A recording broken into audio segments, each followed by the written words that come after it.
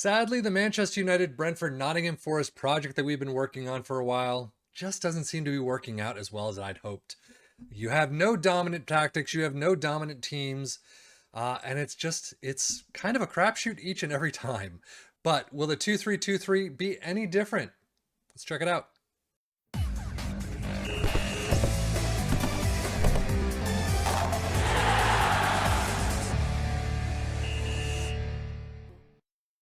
Yes, this is a 2-3-2-3. Seems to be a fairly defensive tactic. You've got a bunch of people behind the ball, a lot of support, not quite attacking. So I definitely don't expect this to be any real different from a lot of what we've seen, if not a lot worse.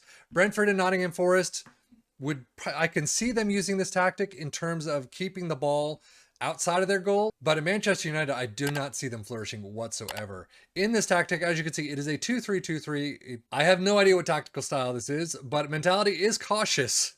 So off the bat, we know it's not attacking, yeah, especially because you have one attacking player in the entire thing. But goalkeeper, defend. You have two central defenders on defend. You have two wingbacks on support. You have a ball-winning midfielder on support, a deep line playmaker on support, a Mazzala on support, two inverted wingers on support, and an advanced forward on attack. Yeah. By the way, in the Steam Workshop page that I got this from, there is nothing about it. I was just looking for two up front, tactics that had the two up front. This apparently was not there. So I don't know why it's a 2-3-2-3. I guess 2-3-2-3.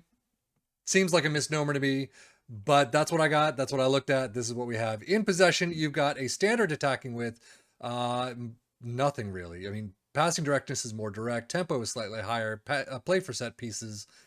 This seems to be a tactic for your really lower areas on the table. But the counter, distribute quickly. That's it in transition. High press line of engagement, much higher defensive line, prevent short goalkeeper distribution, trigger press much more often, stay on feet, and then step up more. And that's really it. As usual, no opposition instructions. If we look at the Premier League, at the table, let's look at the table. You can see Man City handily winning at 94 points, Liverpool in second with 89. Manchester United don't get any European spots whatsoever and end up in seventh. 16, 10, and 12 with 58 points. Brentford in 16th place, 7, 11, and 20 with 32 points. And then only 2 points down, relegated Nottingham Forest in 19th place, 8, 6, and 24, 30 points. Brighton dead last at only 28. So there's not much of a difference right here in that 15th all the way down, which is just horrific to see. But Brentford and Nottingham Forest not doing well. Manchester United not getting to where you'd want in Europa spots or European spots. But schedule-wise, this is Manchester United starting off the season not very well until you get to Southampton.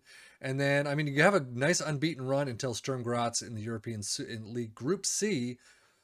Overall, the first half of the season is not too bad. A win against Nottingham Forest, sandwiched between losses against Real Sociedad, Fulham, and then Aston Villa. Valencia, one friendly. That is it. Second half of the season, an awful January yet again, as we've seen before. But really, March not great, but a fantastic April, and then a just half and half May, finishing out the season. So as you can see, they do lose out against Milan. Who else? They lost out in the FA Cup against Bournemouth, and the EFL Cup, where did you lose? 1-2 against Fulham right there. If we look at Brentford's schedule, starting off the season, great with a win against Wolves, but then horrific all the way down to a 1-0 win against Southampton, and then awful again until a 1-0 win against Leicester. A couple more friendlies, which is nice. I don't know why people don't do friendlies during this period. But then, man, they can't find their first win after the World Cup until April. The end of April, April 25th against Leeds, a fantastic 5-0 thrashing. And a great run until the end of the season, 0-3 against Chelsea. But this would have fired me in a heartbeat. No questions asked. So out in the FA Cup, 1-0 against Lincoln City. And then EFL Cup out really early in penalties against Aston Villa. Not doing very well whatsoever. And I don't expect any better right here. A nice win starting the season against Fulham 2-1. But then nothing until 2-1 against Brentford. There you go. And then 2-1 against Southampton. They like the scoreline. 3-2 against Newcastle. There's that losing out against Manchester United 0-3. no friendlies whatsoever in December, and then 3 wins, and that's all they could muster. Win against Aston Villa, West Ham, and Bournemouth. Not by much again. West Ham is the biggest, 2-0. But overall, look at this. Just, awful. That sea of red. But out against Crystal Palace in the FA Cup, third round is 0-2. And then EFL Cup, 0-1 against Brighton. Really just horrific seasons altogether. Stats-wise, most goals, Manchester United in 8th with 54. Fewest shots, 8th with 447. Fewest conceded in 8th with 46. Most shutouts not even in the list. Most tackles won. There's Brentford at least in 8th with 808. And then that's pretty much it. 7th for Manchester United with most points per game, 1.53. This is definitely not a dominant tactic whatsoever. Clearly not a plug-and-play tactic. Most goals, Haaland clearly with 40. Ronaldo with 15. Most assists, nobody. Most player of the match, nobody. Overall, just awful.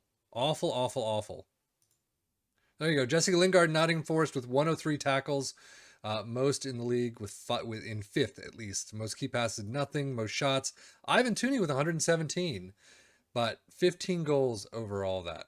So definitely not a great time to beat any of these clubs with this tactic. But if we look at home, Manchester United, 19 goals for Ronaldo overall, 701 highest average rating for him. Marcus Rashford and Sancho with 7 assists apiece. And then most player of the match awards, Ronaldo with 5. So Ivan Toney with 16 goals overall. Keane Lewis Potter with 699, not too bad average rating. Most assists, Darmsgaard with 5, and then most player of the match awards with Keane Lewis Potter with 4. And finishing out with Nottingham Forest, Iwonyi at 13 goals. Niakate with 681 average rating. Most assists, Jesse Lingard with 6. And then Iwonyi with 3 player of the match awards. Yeah, I'm really not going to say it again. Besides, this was just awful. I wouldn't even look at this. If it was for a specific team, I would love to have known that because they didn't put anything in there, which is always, a red flag. So anytime you're looking in the Steam Workshop for a tactic you might want to use or take a look at least, yeah, look at those. And if they don't put anything, maybe just keep walking. So anyway, that is it for me, Stefan FM and the Football Manager blog channel saying thank you so much for watching. Take care and enjoy.